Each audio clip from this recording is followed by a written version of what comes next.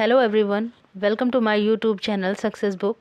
आज का टॉपिक है इंटरनेशनल लेबर ऑर्गेनाइजेशन ILO।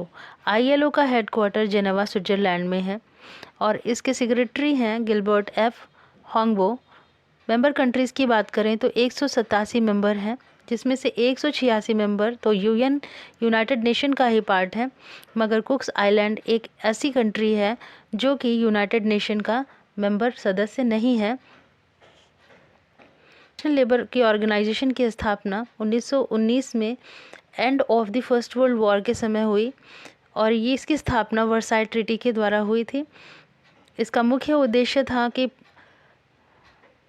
प्रथम विश्व युद्ध के दौरान जो भी अशांति फैली हुई थी उसको ख़त्म किया जाए, साथ ही वर्ल्ड वाइड पीस एस्टैब्लिश किया जाए जो कि बेस्ड हो सोशल जस्टिस पर। ILO 1946 में UN की सबसे पहली स्पेशलाइज एजेंसी बनी। UN की एकमात्र एजेंसी इंटरनेशनल लेबर ऑर्गेनाइजेशन ही है जो कि ट्राईपार्टाइट है, जो 3 बॉडीज़ से मिलकर बनी हुई है। पहला है इंटरनेशनल लेबर कॉन्फ्रेंस,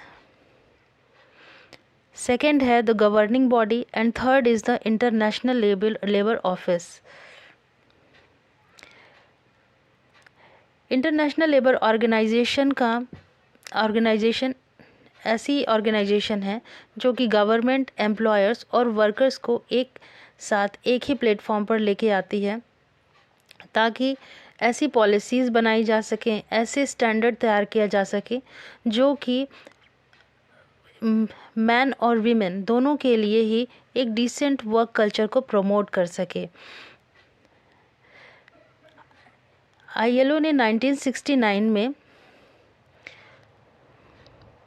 नोबेल पुरस्कार भी जीता और यह पुरस्कार इसे दिया गया था डिसेंट वर्क को प्रमोट करने के लिए।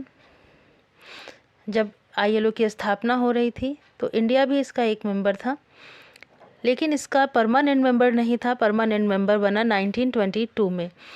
साथ ही साथ इंडिया ने 6 ILO के 6 ऐसे कन्वेंशंस हैं जिनको रेटिफाई कर लिया है इंडिया ने, लेकिन 2 ऐसे कन्वेंशंस हैं जिसे आज तक इंडिया ने नहीं रेटिफाई किया है और वही कन्वेंशंस हैं freedom of association and protection of the right to organise convention 1948 और right to organise and collective bargaining convention 1949।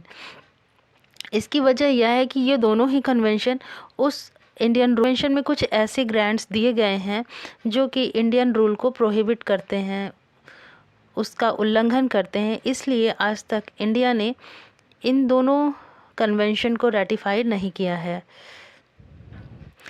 कुछ ऐसी रिपोर्ट्स जो कि इंटरनेशनल लेबर ऑर्गेनाइजेशन पब्लिश करती है वो है world social protection report, world employment and social outlook and global wage report. World social protection report 2020 और 22 जो कि ILO ने अभी पब्लिश किया है, ये बताता है कि कोविड-19 क्राइसिस के दौरान पूरे विश्व में जो सोशल प्रोटेक्शन दिए जाने की बात की जा रही थी, उसको देने के बावजूद भी 4 बिलियन पीपल ऐसे रहे जो कि अनप्रोटेक्टेड थे, कम्प्लीटली अनप्रोटेक्टेड। और world employment and social outlook 2022 की रिपोर्ट आई और इस रिपोर्ट में बताया गया कि इस रिपोर्ट में वार्न किया गया है कि क्राइसिस के से उत्पन्न हुई जितनी भी नेगेटिव इम्पैक्ट है उससे उभरने में एक तो अनसर्टेनिटी है, दूसरा ये स्लो रहेगा और इसका ग्लोबल लेबर मार्केट पर काफ़ी प्रभाव पड़ा। ग्लोबल वेज रिपोर्ट 2020 और 2021 की इस रिपोर्ट के अनुसार पैंडेमिक के दौरान बहुत ही नेगेटिव इम्पैक्ट्स आए हैं लेबर मार्केट पर साथ और इकोनॉमी पर।